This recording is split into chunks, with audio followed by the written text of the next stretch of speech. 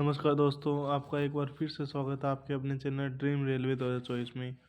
आज हम पिछले वर्षों में पूछे गए LP, RPF, NTPC group D में एसएससी से रिलेटेड भौतिक विज्ञान के प्रश्न करने जा रहे हैं, जिसका पार्ट फर्स्ट है। इसमें आपको पिछले वर्ष में जो भी प्रश्न पूछे गए हैं उनका एक रिव्यू दिया जाएगा।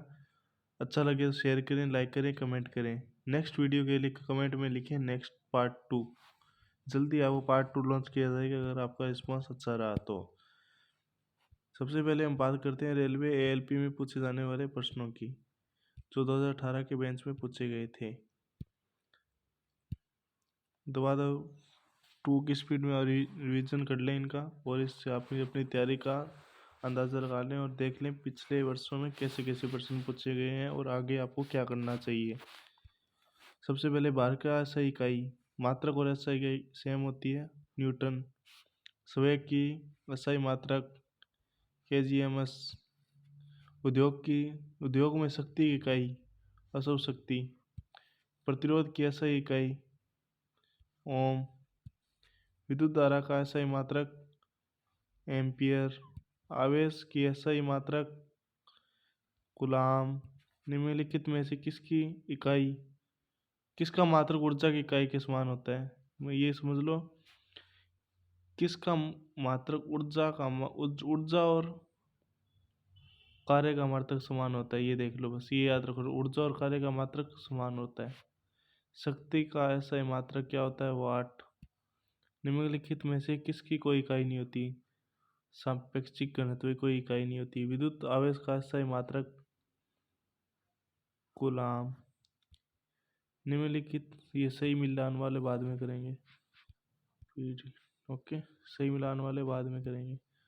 और ये कुछ प्रश्न है। 27 नंबर पे आ जाओ सीधा आप।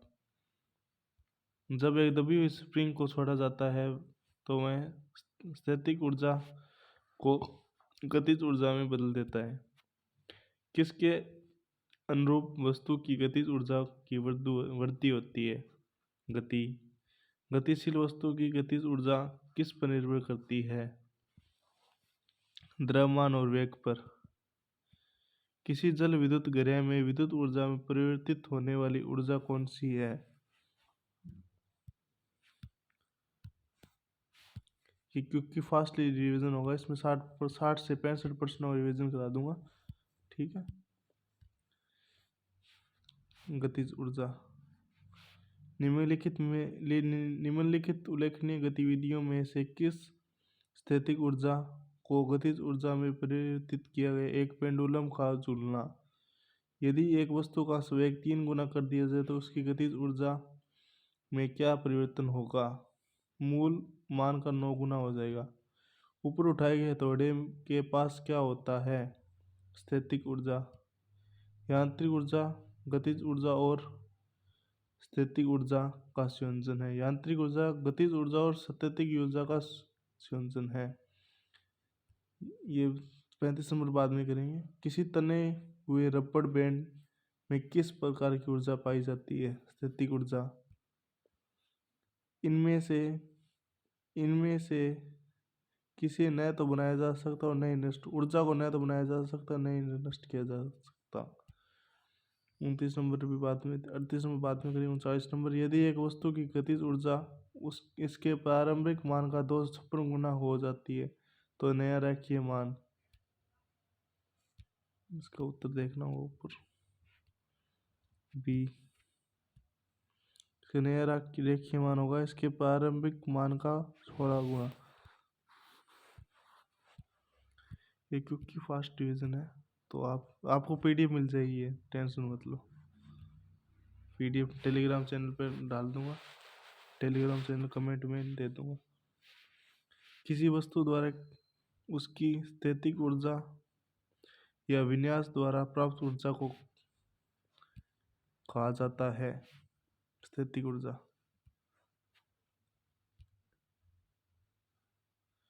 कैसे शुरू करो को, ये 40 नंबर प्रश्न देखना वापिस। किसी वस्तु द्वारा उसकी स्थिति या विन्यास द्वारा प्राप्त ऊर्जा को स्थैतिक ऊर्जा कहा जाता है, ठीक है। सॉरी, गलती हो गया, सॉरी। गतिज ऊर्जा किसके बराबर है? 1/2 mv²। ये बाद में करेंगे, ये भी बाद में करेंगे, ये भी बाद में करेंगे। ये प्रश्न देखो 45 नंबर।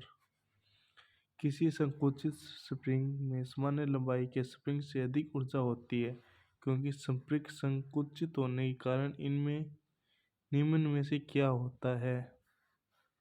स्थैतिक ऊर्जा। ये देखो स्थैतिक ऊर्जा के बहुत प्रश्न पूछे गए हैं।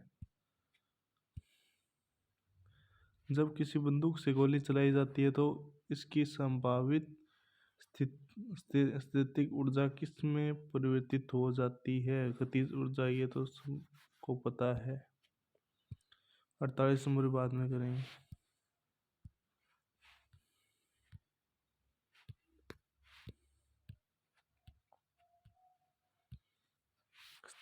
स्थिति और आकृति में हुए परिवर्तन के कारण एक वस्तु में निहित ऊर्जा को कहा जाता है स्थैतिक ऊर्जा।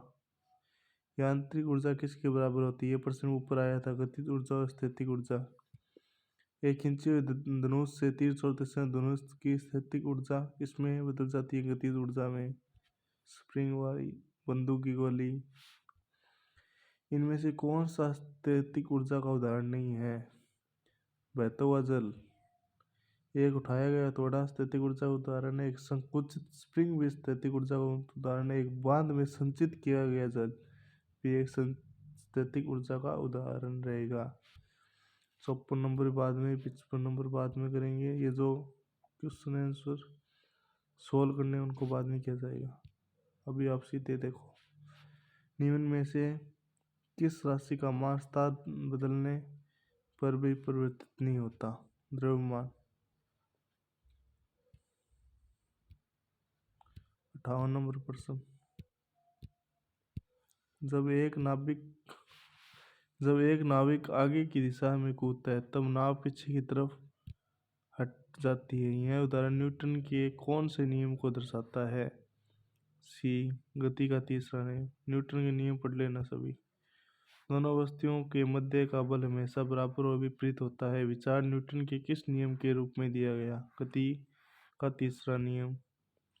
जब एक स्थिर बस चलना प्रारंभ करती है तो उसमें खड़े व्यक्ति पीछे दिशा में गिर जाते हैं। इसमें न्यूटन की गति का प्रथम नियम लगता है। जब बंदूक से गोली छोड़ी जाती है तो बंदूक विपरीत दिशा में धक्का लगाती है। इसमें गति का तीसरा नियम। बल की परिभाषा को किसके आधार पर व्याख्यात किया जा सकता है? न्यूटन गति के पहले नियम के आधार पर व्याख्यात किया जा सकता है। एक ऊंची छलांग लगाने वाला ऊंची छलांग से पहले कुछ समय तक दौड़ता है ताकि डैश उसका जड़त्व उसे लंबी छलांग लेने में मदद करे। गति। ताकि गति का जड़त्व अवचलित वस्तुओं के आराम में रहने या समान वेग से चलने की प्रवृत्ति को कहते हैं जड़त्व। समापन रेखा को पार करने के बाद भी एक धावक भागना जारी क्यों रखता है? ये प्रश्न कराई देता हूँ। चलो। समापन रेखा को पार करने के बाद एक धावक भागता क्यों रहता है?